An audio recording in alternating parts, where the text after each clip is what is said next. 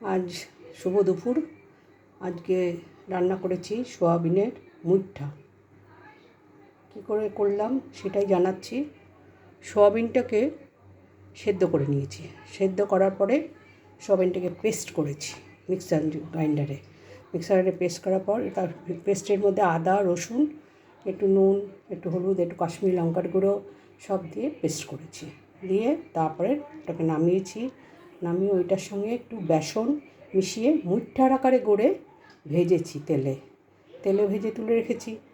এবারে কড়াইয়ের মধ্যে তেল, একটু ঘি দিয়ে এলাচ, দারচিনি, লবঙ্গ, তেজপাতা, জিরে ফোড়ন দিয়েছি। দিয়ে আলু দিয়েছি।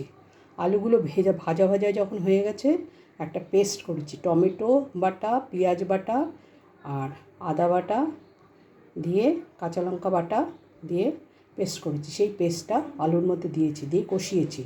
তার মধ্যে কাশ্মীরি লঙ্কার গুঁড়ো, এমনি লঙ্কার গুঁড়ো আর হলুদ, নুন, মিষ্টি দিয়ে কষিয়েছি।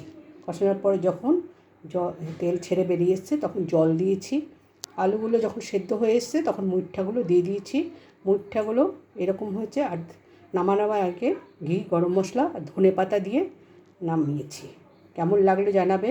আমার চ্যানেলটাকে সাবস্ক্রাইব করবে, এগিয়ে নেওয়ার জন্য সাবস্ক্রাইব করবে, লাইক করবে, শেয়ার করবে। আর কেমন লাগলো কমেন্ট করে অতি অবশ্যই জানাবে। আমার খুব ভালো লাগবে তাহলে, কেন আমি বুঝতে পারছি না কে কার কেমন লাগছে তোমাদের কাছে। তাই কমেন্ট করবে। ভালো লাগুক না ভালো লাগুক, তোমাদের যার যেমন লাগে সেরকমই জানাবে। আমি তাতে কোনো খারাপ লাগলেও আমি দুঃখ পাবো না।